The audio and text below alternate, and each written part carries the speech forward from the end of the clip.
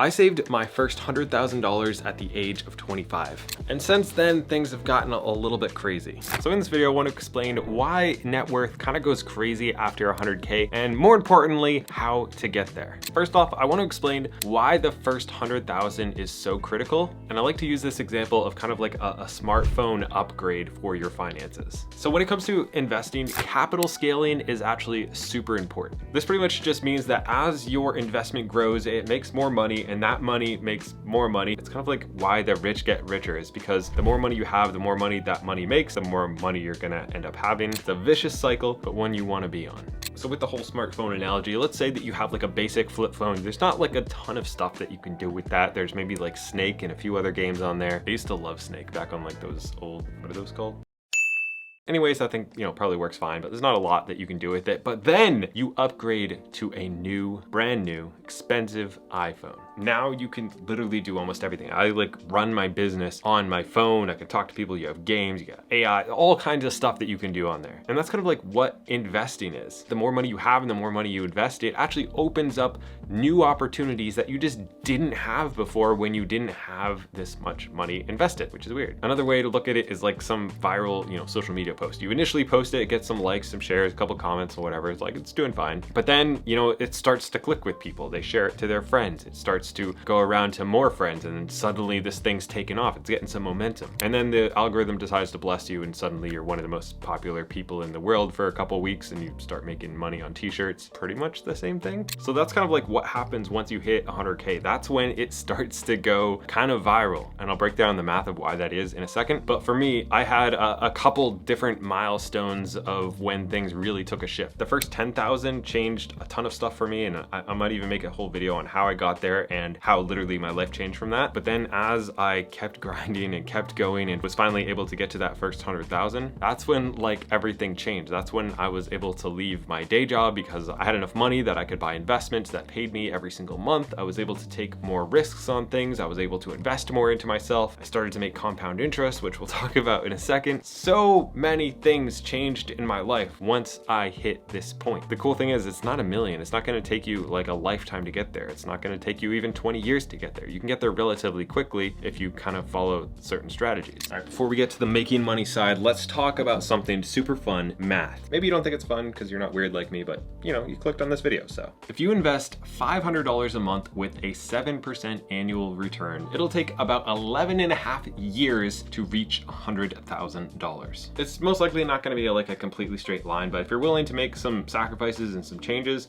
that's relatively attainable. But where things start to get interesting is where you go from 100K to 200K. If you're at 100K and you keep investing the same amount, 500 bucks a month and 7% return, then it only takes 7 years to go from 100K to 200K. And then only about 5 years to go from 200K to 300K. Even though what you're doing stays exactly the same, it's less than half the time it took for the first 100K. And then 300 to 400 is like 4 years. And as you keep going down the line, it gets shorter and shorter and shorter, and the same amount of money is being created way, way faster. Sometimes eventually down to a little over a year. As I'm sure you've heard from a bunch of people like Charlie Munger, the first 100K is an absolute hard thing to do, but you gotta do it. Because getting to 100K does not happen on accident. You need to keep a handle on your finances, and you need to have a goal, and more importantly, you have to have a plan on how to accomplish that goal. I know for me, when I first sat down and actually took time to write out on paper what I wanted for my future and my family's future, that was the beginning of making significant changes in my finances. And that's also why I love the sponsor of this video, Facet. Facet is building the future of financial planning, offering personalized planning from a team of certified financial planner professionals. And that just means that they actually know what they're talking about. They have experts offering guidance across estate planning, tax strategy, career benefits, and more. So for those of you who might have started your journey, or you started a few years ago and you feel like you're kind of drowning right now, working with an actual team of professionals can be a great solution to actually get you and then keep you on track. If you don't know what your next step should be, or if you don't know if you should be, focusing on saving, on investing, on earning more, whatever, this can be an absolute game changer. As someone who likes to keep their finances as simple as possible, Facet is a great way to do that. Their team will actually message you to check in monthly so that you'll always know what you should be doing next, making it easier to not just set goals, but actually hit them. Facet actually has 3 different membership options based on your needs. The longer you wait to get started, the less time your money has to grow. So go check out facet.com or check out the link in the description so that you can build a life that you love.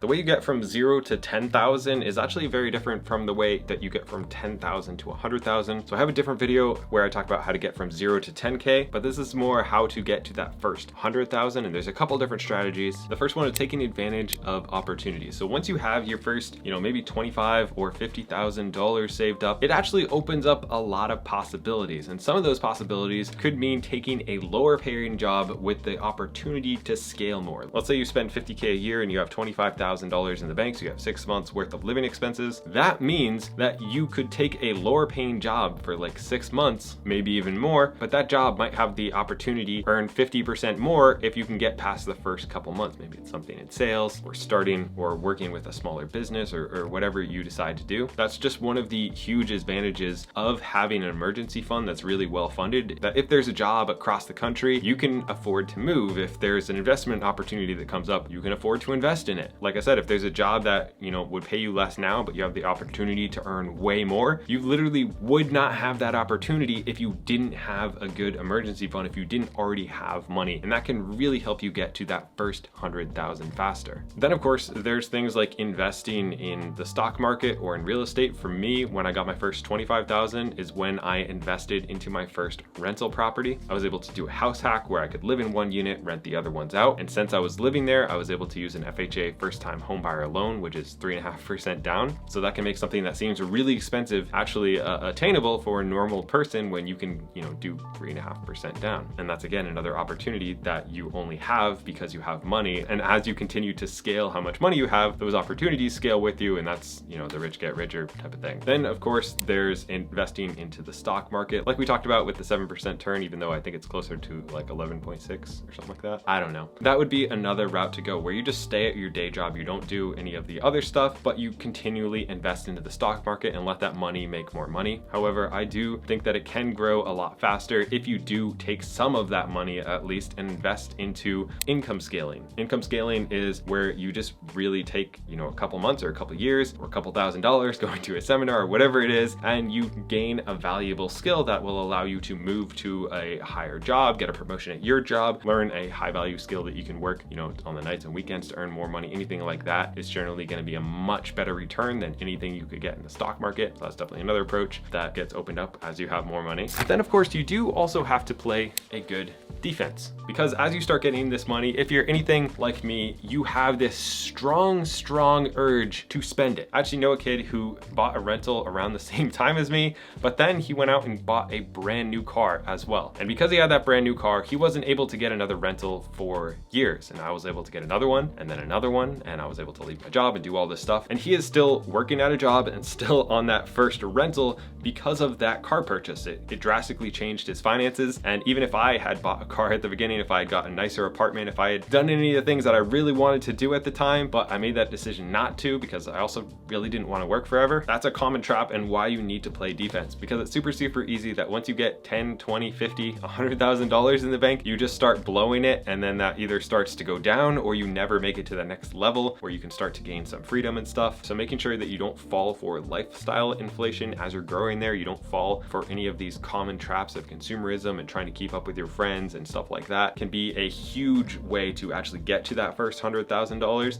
and honestly far beyond that. Of course, you also want to maximize your efficiency, and this is where having a written down goal of exactly what you're trying to do. If you guys want to see how I plan out my goals, there's a free template down below. It's super helpful for me for financial goals, business goals, personal goals. I really like that, so check it out. It's totally free. But this will determine how you can be more efficient with that money. Are you planning on retiring early? Because if not, then it might be a good idea to use a Roth IRA or a 401k or something like that to put that money into, so it can start earning tax-free if it's like a Roth, or are you planning on investing in real estate? If that's the case, then maybe keeping the money in the stock market is a bad idea because that could go down short term. And in that case, you might want to open up like a high interest savings account. I get like 5% with Webull on my emergency fund. And then when I'm ready to invest into a property, then I can just pull it out from there and I don't have to worry about whether the stock market's up or down or anything like that. But it's all going to drastically change what is the best decision for you by what your goals are. So if you don't have financial goals, it's really going to be hard to be efficient with this money and actually reach that first 100K and beyond if you don't really know exactly what your plans are and exactly what your steps are along the way. But even as you have that goal, it's going to take discipline, it's going to take mindset, it's going to take encouragement. I also have like a free community for financial minimalists that I'll link down below as well, just to like get around people with the same mindset. Because for me, when I'm not around like-minded people, I can have a goal, I can know where I'm trying to go, but it requires a lot more willpower when you're just kind of by yourself. And that's why maybe even watching videos like this might be helpful. It's because it can encourage you to take the right steps. When you get tired, when you get discouraged, when you see a new car that you want, it can encourage you to say, no, what do I actually want with my life? Do I want freedom? Do I want